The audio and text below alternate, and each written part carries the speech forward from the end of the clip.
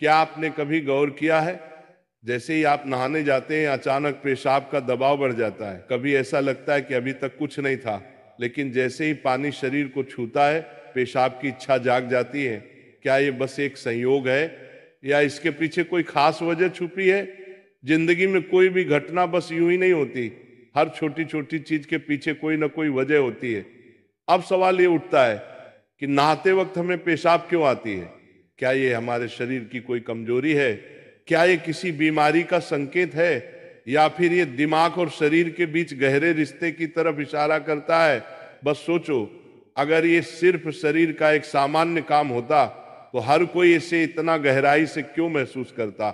नहाना सिर्फ साफ सफाई का मामला नहीं है। नहाना एक ऐसा प्रक्रिया है जिसमें शरीर, दिमाग और आपकी पूरी चेतना जुड़ी होती है। पानी, जिसे सबसे पवित्र तत्व माना जाता है, सिर्फ आपके शरीर को नहीं धोता, बल्कि आपके अंदर जमा थकान, तनाव और दबाव को भी धो देता है। और जैसे जैसे शरीर हल्का हो जाता है उसका दबाव पेशाब के रूप में बाहर निकलता है।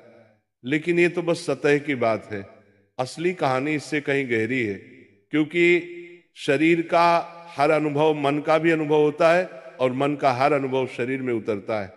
तो जब आप नहाते हैं, ये सिर्फ एक जैविक प्रक्रिया नहीं है, ये आपके मन और शरीर के बीच एक बातचीत है। अब सोचो, जब पानी तुम्हारे शरीर को छूता है तो क्या होता है? तुम्हारी त्वचा के हर रोम छिद्र में हलचल मच जाती है, तंत्रिका तंत्र सक्रिय हो जाता है। ठंडक या गर्म पानी का एहसास दिमाग को ये बताता है कि शरीर को कुछ छोड़ने की जरूरत है, और उसका पहला तरीका पेशाब करना होता है। लेकिन ये पूरी सच्चाई नहीं है, क्योंकि अगर ये सिर्फ ठंडे पानी का असर होता तो फिर जब हम गर्म पानी से नहाते हैं तो ये क्यों होता?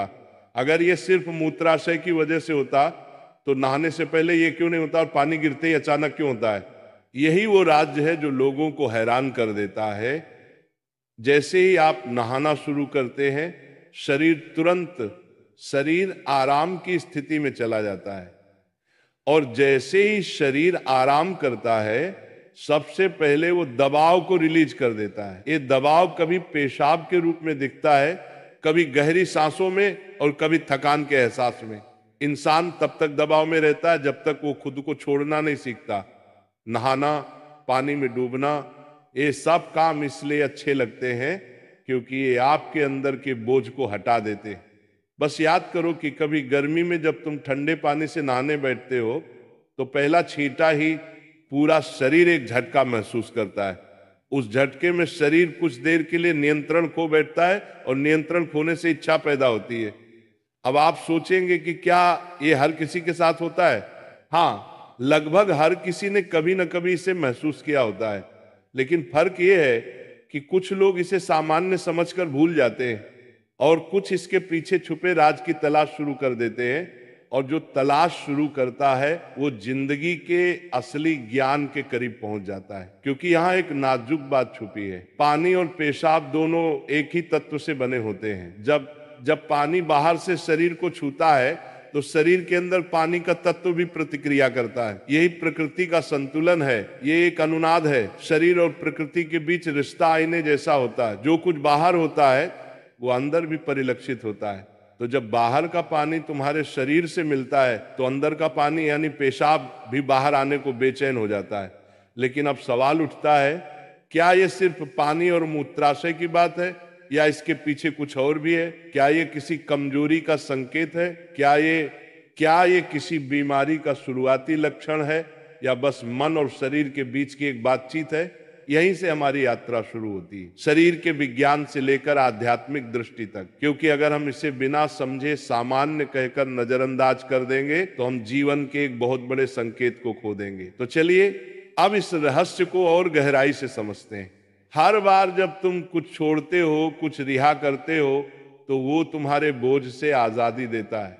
लेकिन ध्यान रखना, ये सफर आसान नहीं होगा, क्योंकि जो दिखता है वो सच नहीं होता, और जो नहीं दिखता वो गहरा सच होता है। लेकिन सवाल यह है कि ऐसा क्यों होता है कि कुछ लोग इसे ज्यादा महसूस करते हैं और कुछ कम? यहां मनोविज्ञान की भूमिका आती है। मनोविज्ञान कहता है कि हमारा मन और शरीर गहराई से जुड़े होते हैं। जैसे ही मन आराम करता है, शरीर भी रिलीज होना चाहता है। इसे कैथारसिस कहते हैं। सोचो, जब तुम रोते हो तो कैसा महसूस करते हो?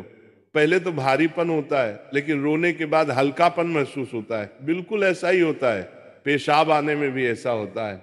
ये एक तरह की साफ सफाई है, और नहाना भी ऐसी ही एक प्रक्रिया है जो आराम और तरोताजगी दोनों को जगाती है। इंसान लगातार दबावों के नीचे रहता है, तनाव, इच्छाएं, डर, गुस्सा, चाहत, ये सब अंदर जमा रहते हैं। जब आप नहाते हैं तो पानी सिर्फ शरीर को नहीं धोता, ये आपके दबावों को भी पिघलाता है। और जैसे ही दबाव कम होता है, शरीर से छोटे छोटे रिहाई के संकेत पहले निकलते हैं। मतलब पेशाब आने की इच्छा सिर्फ जैविक नहीं है, बल्कि मनोवैज्ञानिक भी है।